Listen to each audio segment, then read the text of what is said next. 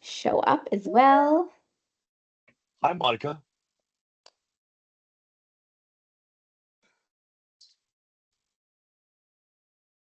Gosh, Savannah Ball, I just saw your name pop up. I owe you an email. It's coming. It's coming. This afternoon after this call.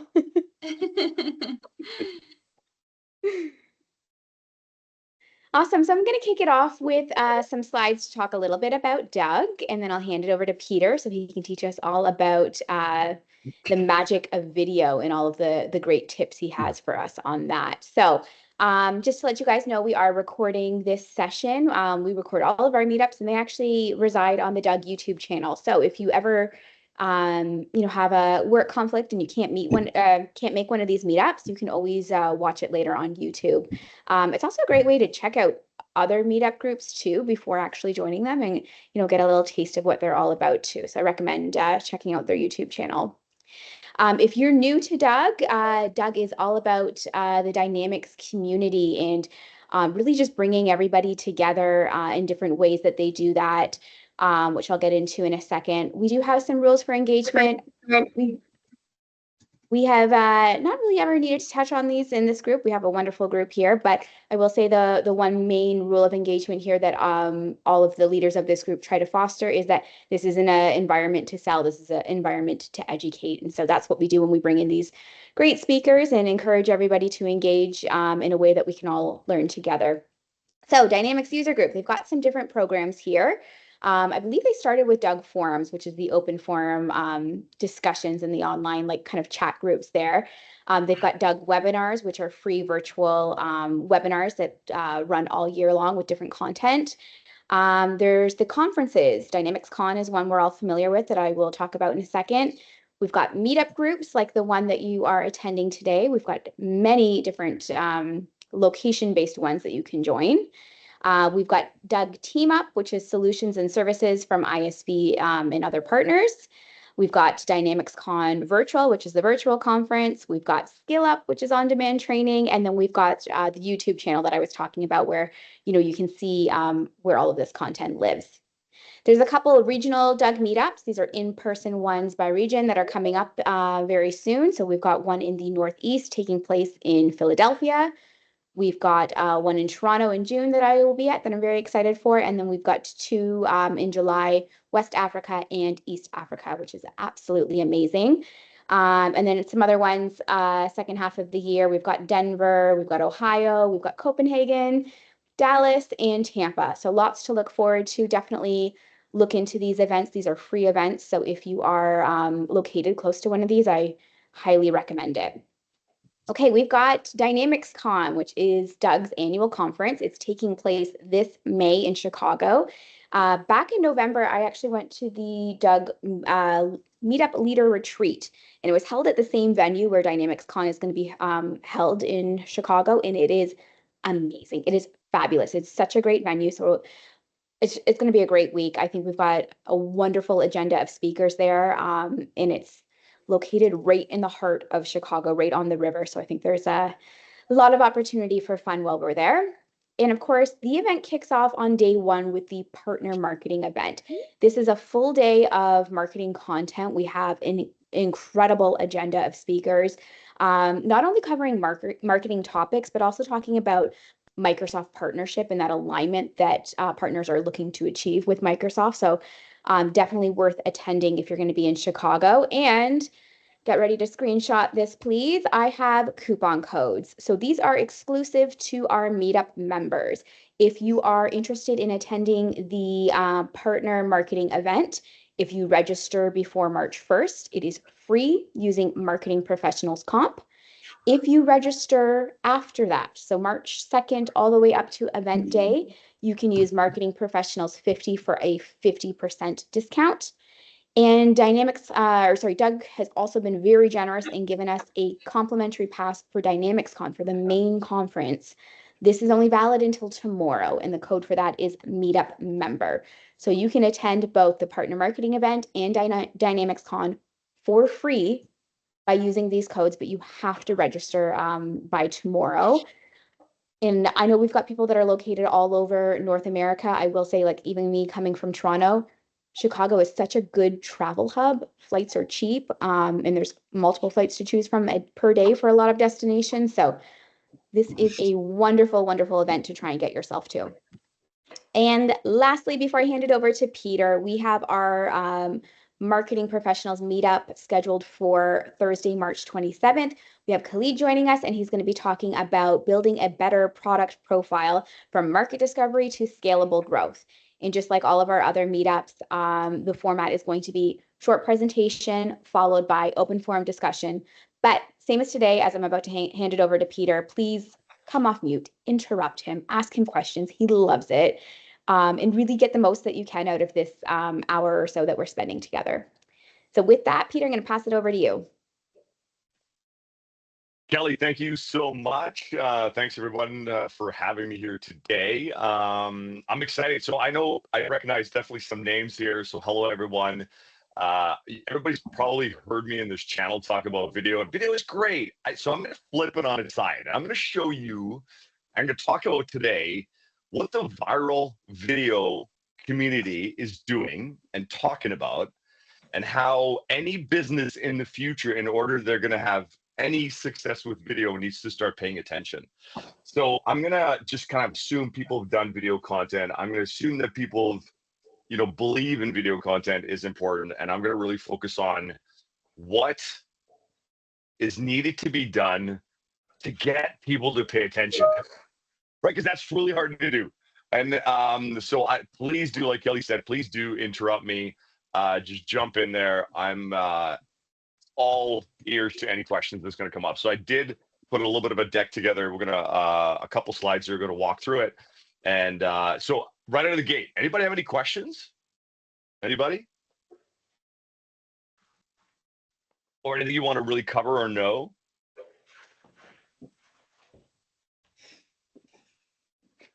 Nobody? Everybody's a pro on video?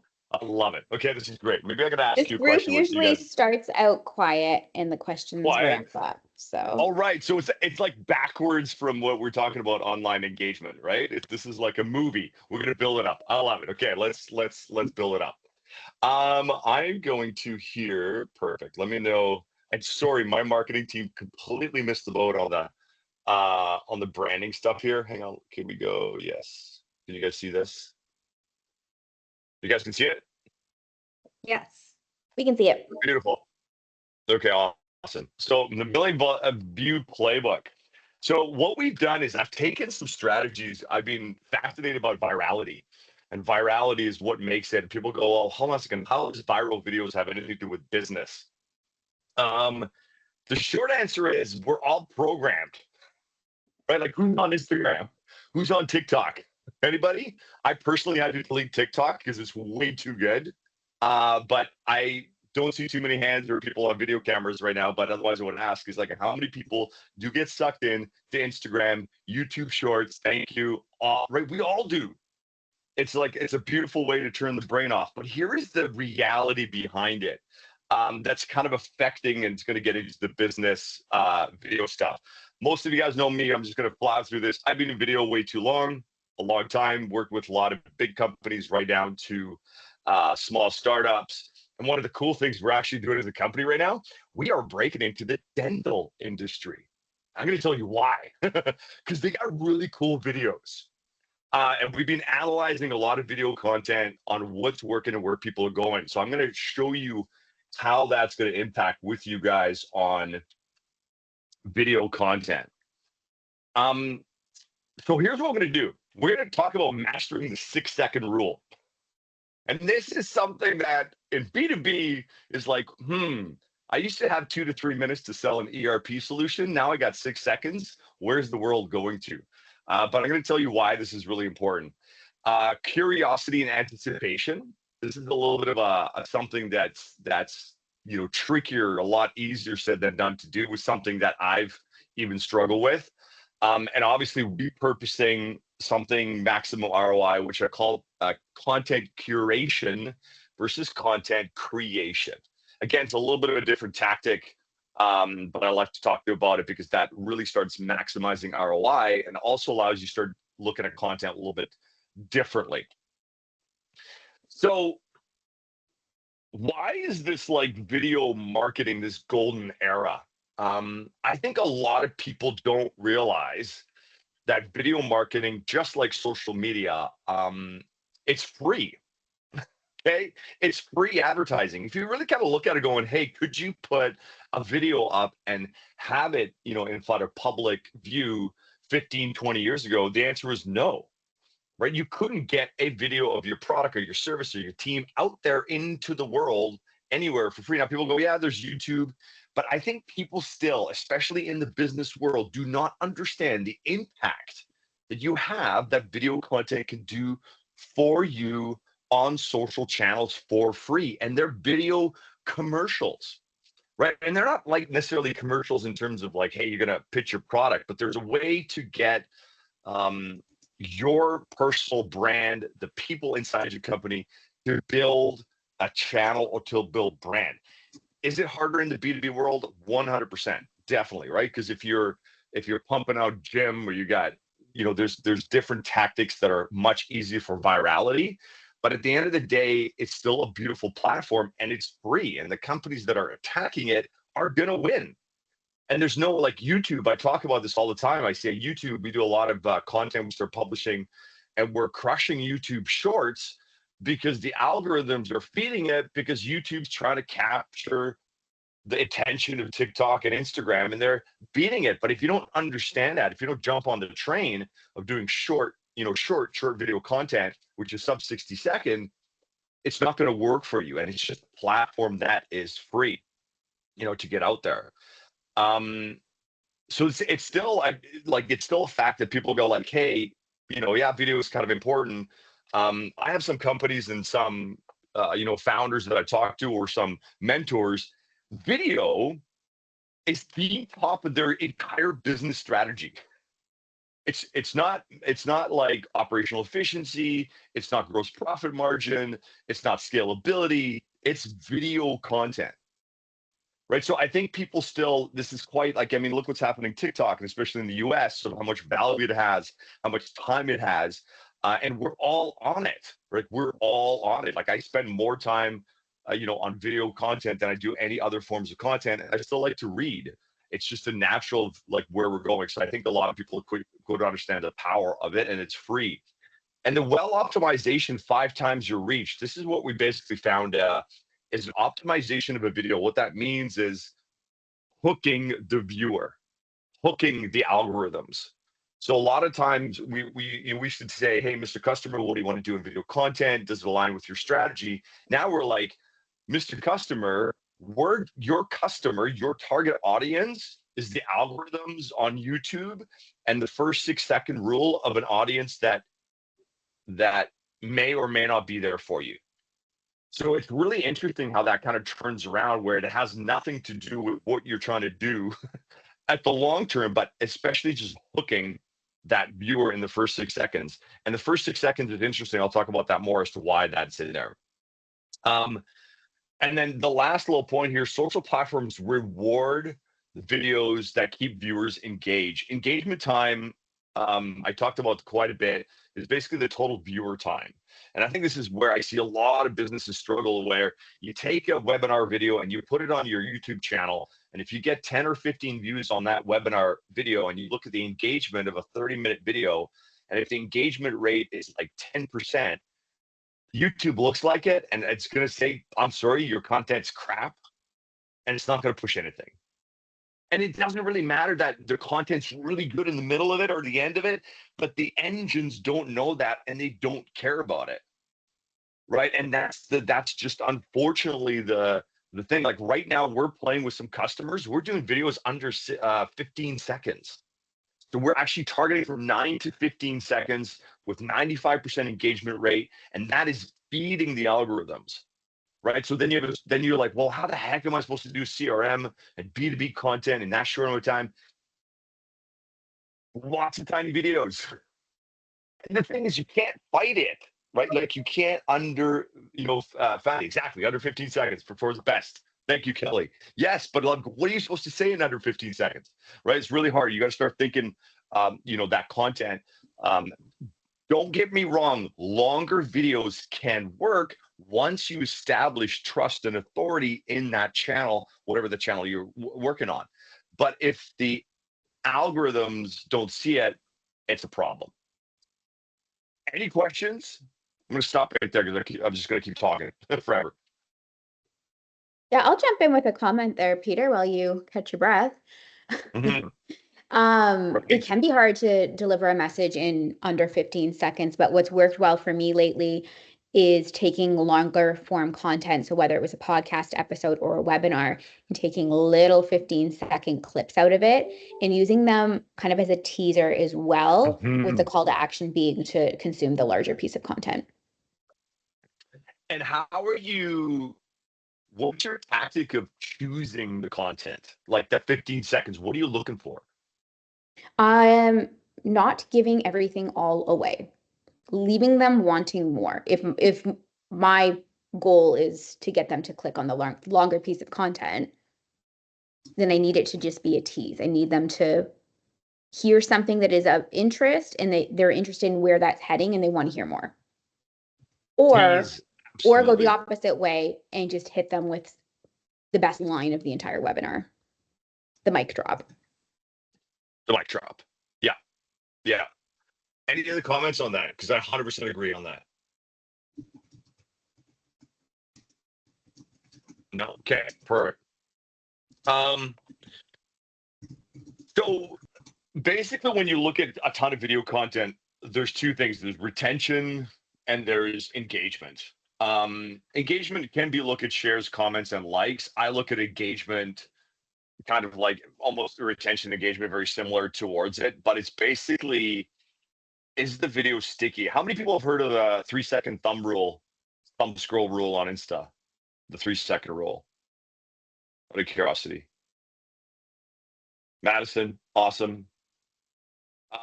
Okay, if you haven't, there's an algorithm, and this is quite a number of years ago, so I'm sure it's probably now like 0.7 of a second because we're all just that much more harder to attack. But so Instagram has a 3-second, and what happens if you can stop a viewer for 3 seconds before the thumb kicks in and scrolls, you're doing something right. And so that's essentially what Kelly's talking about, sub 15 seconds. That's just a reality of it.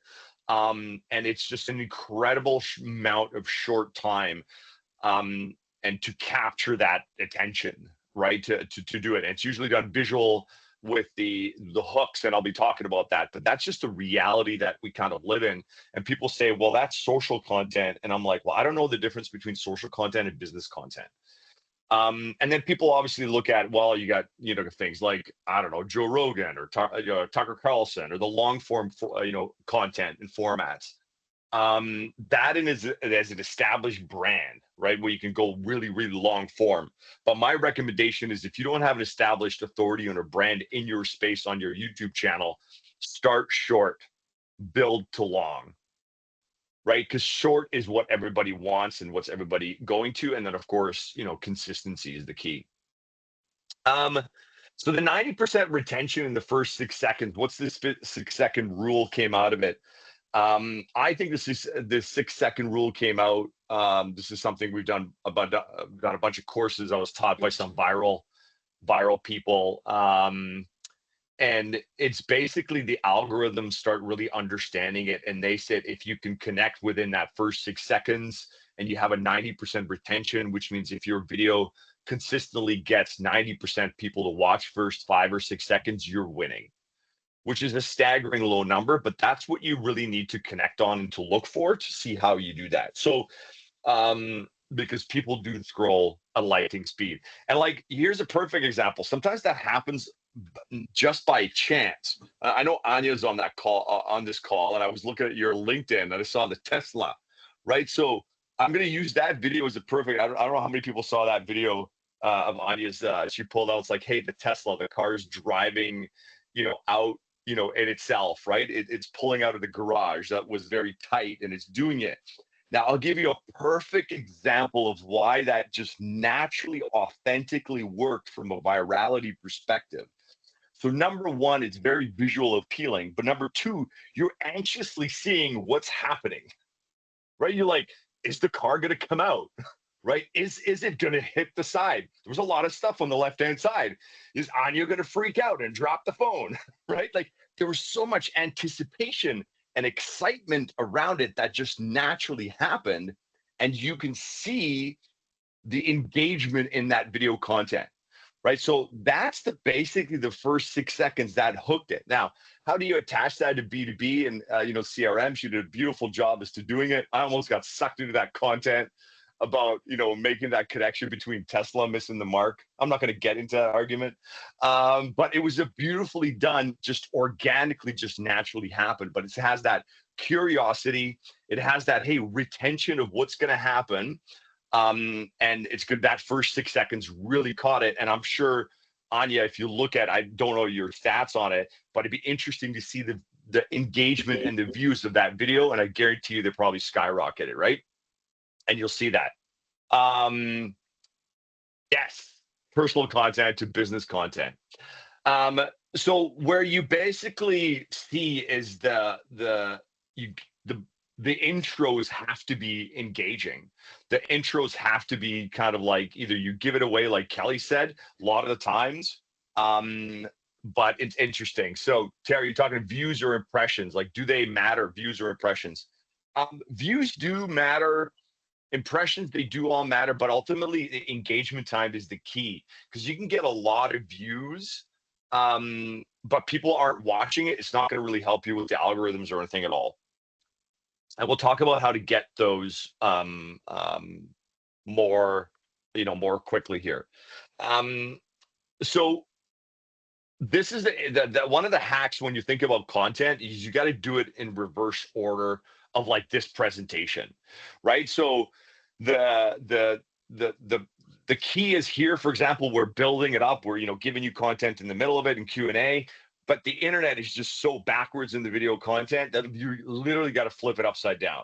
I have a client right now that we're working with. They're like a training company. And one of the biggest things I'm doing with the founders and the teachers is like, you got to think backwards. You got to drop the line. The hook's got to be there.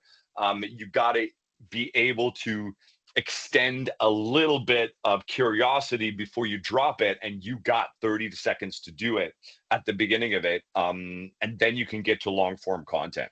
So it's a little bit of a backwards, because like here, I couldn't get my sharing thing, but here's the classic. Oh, that's not going to work. Let's see if this works. Here we go. So this is the classic line, right? You got the viewers and time, and they literally drop off. Every single video engagement looks like this that I've ever done, never seen.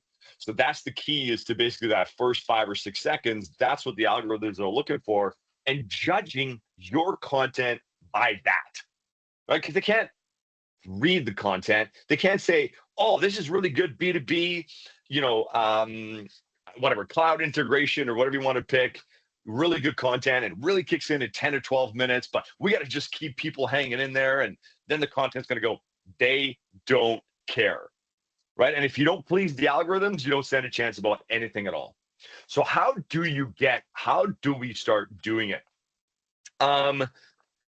Introducing tension for sure, making that itch. Kelly said that too, just like stretching that out is a thing.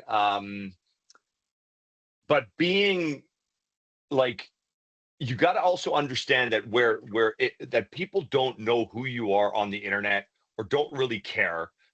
None of us, or I've ever worked with as anybody, has a huge stance or huge, following where your name and your face does it. It doesn't matter who your brand is.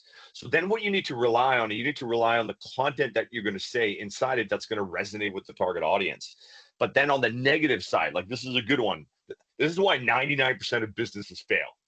Right? So if you're in business, you would probably get that understanding, or that gets you that hook. This is why the negatives also hooks work really well, but they're pretty, interesting. And we do a lot of work with our clients right now where we start looking at what is working. I think I talked about that, but what is working on the internet, regardless of what you want to tell people. And this is, I think, sometimes like a lot of YouTubers and all that stuff that I've talked to, they're like, hey, how did you get into it? I just started doing fun videos, and then we started looking at video content, what the people wanted. right? And started giving people what they want versus what we want to tell them.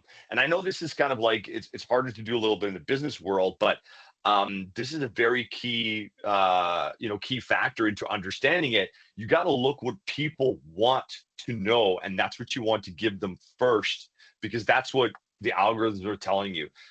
This is one of the reasons we worked in the dentist industry, because we saw a ton of dentistry video content explode in a viral content that really has nothing to do. It's fun stuff. It's a lot of humor, but it brings engagement to the overall brand.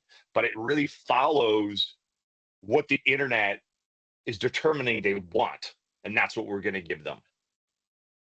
Any questions? Opening it up. Yeah, I've got a question if nobody else does. Can you go back one slide? Mm-hmm. Okay, so we're talking about the curiosity and how to keep them watching. So I actually want to get Yeah. a little bit more specific and hear from you, because I think a lot of us might be in a similar situation when it's like, okay, well, where are we starting with this video content? Where's the content coming from? So for Yeah. me, it is webinar recordings and podcast recordings, but podcast recordings with video. So essentially the same as a webinar recording. I've been experimenting with how to repurpose that content to make those short 15-second videos on LinkedIn. I've experimented with just using a clip of the video itself with the audio. I've also extracted the audio and put the audio over a graphic, so like a picture or a Yeah. graphic design, and then had the video or the audio added in after. Do you have any insight on what's working, or when we talk about how to grab someone's attention in those first 3 seconds? Visually, what does that look like? Um, And I can frame that another way. Does seeing someone's talking face help? Because I always thought it did, but now I'm thinking, is that getting lost amongst all the other talking faces on LinkedIn? yeah. So that's a great question. So the so I would say, okay, let me back up. There's two factors that make it stick and make it go. Is number one is the opening hook, right? So that's an Yeah. opening hook that you have to somehow align to it, right? And let's say uh that's when, like, hey, here's three things not to do if you're implementing something. Or it's like, that whole cloud solution they're talking about, when does it fail? Like Slack went down. I mean, if somebody did, that's a perfect example. It's like, So how do you I get what the ensure audio clip would be, but like, that almost like visual, you scaring mean? them a little bit. But what does that visually look like? The person talking who's truly believes in it and is passionate about it right into the camera and being authentic is the Okay. key. Okay. Because that's what people are used to. Like if you look on Instagram, if you look on, doesn't matter what platform you're using, the people we follow are typically using their phones, right? And are typically right in there. Uh, it's it's not highly overproduced, but it's very real and authentic. And you're trusting them basing what they say on their facial recognitions or their facial face, right? Like we're all human Yeah. beings. So that is like the visualization can hook if you're like, this boat exploded, right? Or like epic fails. I love epic fails, right? Where things are blowing up and cars are crashing, right? That's a visual stimulation. But if you have the content that's thought leadership content, it's the visual of the person and they're really into the content. Like you can, you know, physically and emotionally and viscerally feel that when you look at their face, they're in it, right? They believe in it, what they're saying. That is the ultimate. Unfortunately, it's really hard to teach. Yeah. And people, and I'm like, how do you get there? You got to shoot a ton of content.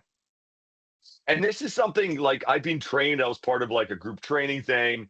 A very extremely successful entrepreneur. A lot of this content actually comes from him. His name is Dan Martell.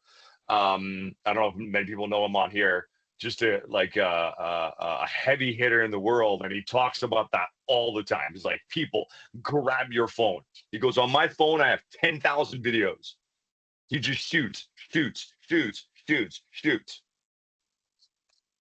That's what you got to do. there's no shortage. And so like um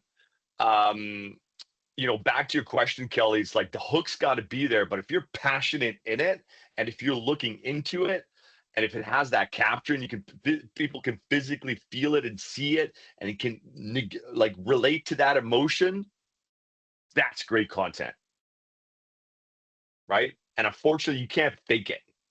Like it's really hard to fake because people see it. Does that make sense? That answer your question, Kelly? It does. Thank you. Yeah.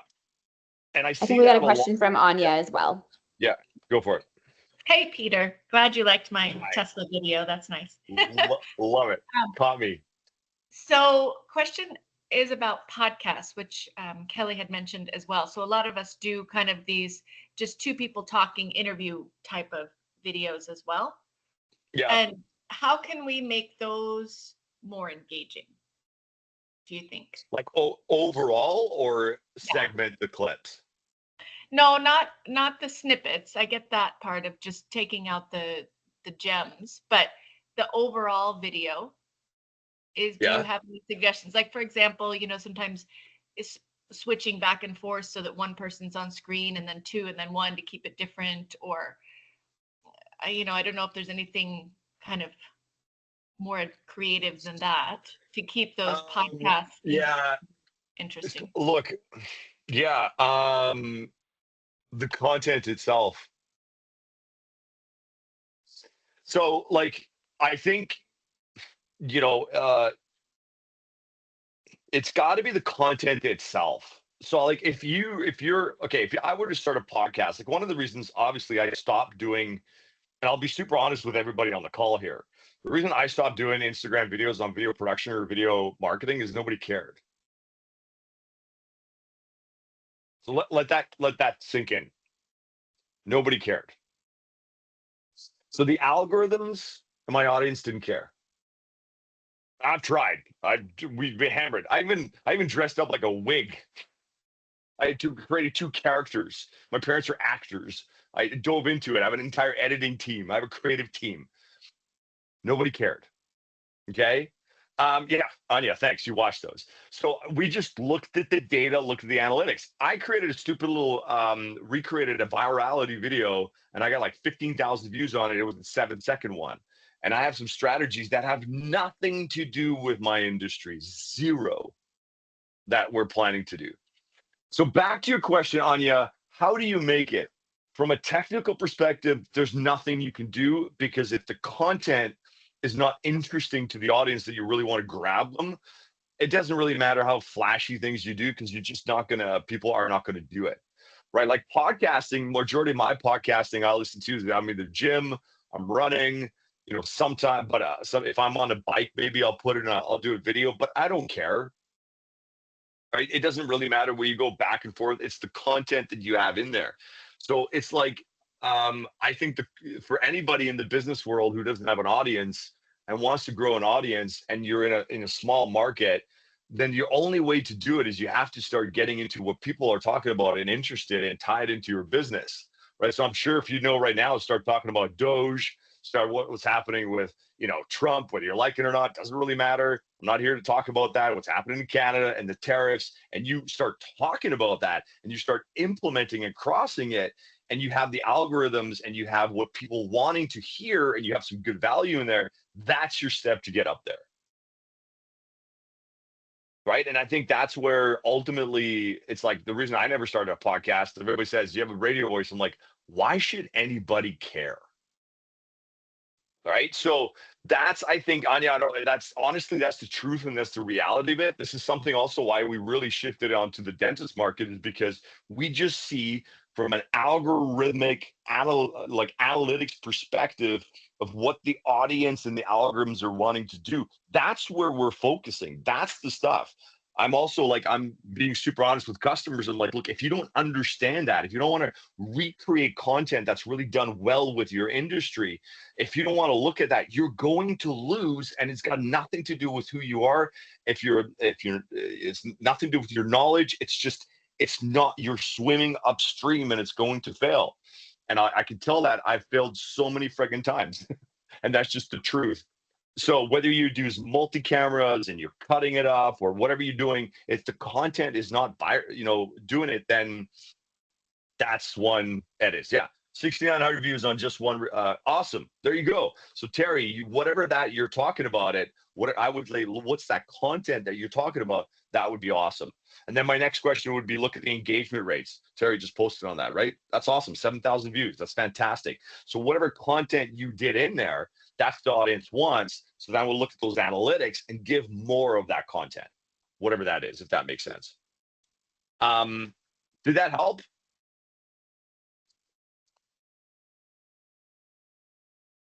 Or hinder? Yeah, I mean, yes, it's a little depressing, but yes, that nobody cares. Yeah, totally. Like you're not the only one, right? So, and I Peter, think that's Marie the was thing. asking, Yeah. what did the data say that led you to the conclusion that nobody cared about those videos of you in the wigs? Or more so, your Instagram Engagement. videos? Yeah, just engagement view rates, and just nothing. We looked at engagement and view rates, and then I looked at the viral videos that we popped that were based on trends, right? So like the strategy is, what are you trying to grow? Are you trying to grow your audience, or are you trying to get views? Those are very two different things. And so we were trying to grow the audience, and then we were trying to get views, and then we were playing with different stuff. So I was, we were playing with, like, we were doing about 15 to 20 videos per week, just testing different things. And then really the audience made a view some stuff, but we weren't adding any net new viewers, right? So we just looked at the data, right? And it just let the data drive the analytics. And we're like, doesn't matter how much effort we put into it. And then we looked at some videos that took me 3 hours to shoot, and some videos that took me 15 minutes to shoot. And then we just looked at the, algorithms, and we looked at the data. And my issue about video marketing is, like, I could take it to go social media marketing. So social media marketing as overall was much higher category to do it, and there was definitely some competition in there that we could relate to, but it was just an area that I chose not to go towards. So I guess the question, can I jump in then and ask a follow-on here? So I totally understand. You need to know what your goal is, and I get that. Yes. I guess my next question, though, based on what you're saying, is, when is too much content too much? Because you said we were doing 15 to 20 videos a day or a week, and it's like, wow, that's a lot. Maybe people just didn't care because it was too much coming at them. Yeah, thank you for bringing that up. The last data I know from Instagram, the perfect amount of content is 290 pieces of content a month, which is 2 reels per day, every day, plus 2 or 3 live posts.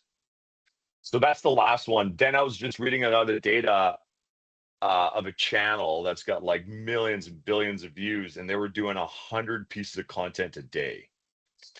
So the long story short, it's nuts. It's completely nuts. Right. So, and then basically when you look at the big behemoths, they'll do 100 video variations. They'll put ads behind it, very little. They'll look at the metrics, and then they'll post the ones where they did it. Like it's just a nutty. So we just literally did that. I tested messaging in an industry, and I drove $1,000 worth of ads. We had 5 different variations of 5 different pain points with 5 different pain points, very similar video. And one of the 5 clearly took it out, and that's the one we're driving it. And that was not, so I used ads to basically test what the audience wants. So back to your question, Marie, there's no such thing as too much, because they're just so thirsty. Like the last statistics I read, not Gen Z, whatever, the younger generation. So my generation, I'll be 50 this year. The average consumption is we do 1.5 hours of short form video content per day.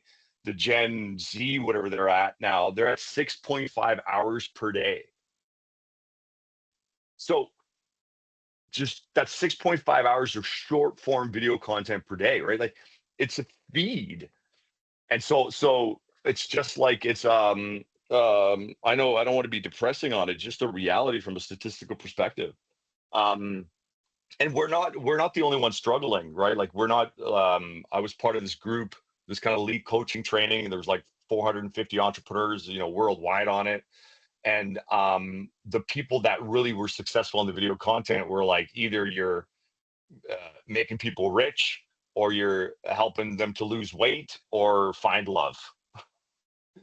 Those are the ones that went really well. You're like, well, how are we supposed to do it? But then there's another thing is if you have a small group of people that are really value the content, that is the purity. So that goes back to engagement, right? So back to the engagement is like, I know, Terry, you mentioned you had 6,800 views on it, but if you had looked at the engagement of it, that's what matters, right? So if you could have 100 views of a 10-minute long video, but if you have a 90% engagement, you've completely won, right? And especially I think in this industry. So that's the number I would look at, is really, do people care about the time they're spending in the videos versus the number of views? Because that's a different thing. But if you have something where people care about and look at the content from the time perspective, then you're winning overall. But And I if do you think, yeah, sorry to jump in here, Peter, but I do think no, it it's comes good. back to your overall objective, because I Mhm, get what you're mhm. saying about what plays well with video. I get all of that. But in the B2B sector, and particularly in the technology sector, I think what Terry drove there as far as clicks through to the website and hopefully captured pickup on the website, that's what matters from a B2B perspective. And while I appreciate we're augmenting the algorithm if we can get engagement, what we really want from a B2B perspective is somebody clicking through to our website to do something, right? Yeah, it's It's leads. not Yeah, necessarily buy, it's just the next step in the buyer journey and education. totally. Yeah, Yeah. and I think that's that. But I think we're all kind of saying the same thing. I think that's just the CTA of what you want to get to, right? And I think that's what Kelly's talking about. She uses that, the 15-second rule, right? All I'm kind of arguing is that if you get the 15 seconds and you look at the engagement rates and you're doing it, then, and let's say in 15 seconds you manage to get 50 to 60% engagement, which is hold on to somebody for 10 seconds and have a proper CTA, you're still gonna drive that action, right? Because everybody wants to drive it, towards it. And there's also sell by, driving it in the comments, right? If you get comments to, getting back into the comments, and, it's like, hey, if you, the tactic you see a lot is like DM me for a video strategy playbook, or DM me for, any white paper or CTA that's driven by it. So Marie, I think that's also what's happening is like they're using social channels, and whether you have Instagram, LinkedIn, TikTok, doesn't really matter. And if somebody's interested, it's like, cool, let me know and I'll send you a playbook. Obviously it goes back to their website, but that's a call to action that way, right? I agree with you. Like it goes back to it.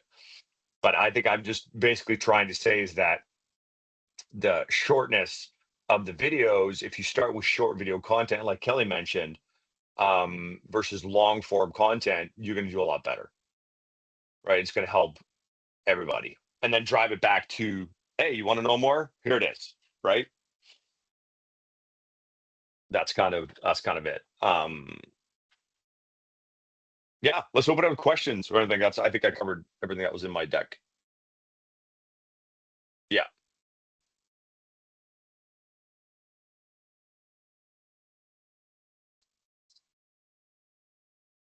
We got a bit of a quiet group today. Any other questions, guys? Peter, Hope I this didn't was scare amazing. anybody. Thank you. Yeah, I hope it in my realism there. I'm just, don't shoot the messenger. What I actually have appreciated about your video content, Peter, is you very much walk the talk and you have been your own guinea pig. And I have seen you Yeah. experiment with tons of different types of content across Everything. both LinkedIn and Instagram, and I believe YouTube as well. And that's why I wanted to bring you on the Meetup group, because I feel like you've experimented with so many different types of video that it makes you a great resource for all of us to have. So thank you Yeah. again for being here, Peter. If there's no other Thank you questions, for then having we me. will Thank you, wrap Peter. up. We do have our Thank you. event next month, March 27th. I'm going to put the link for that in the chat. We're going to be talking about product marketing next week.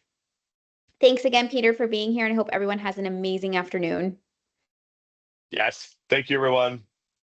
Thank you. Thanks, Kelly.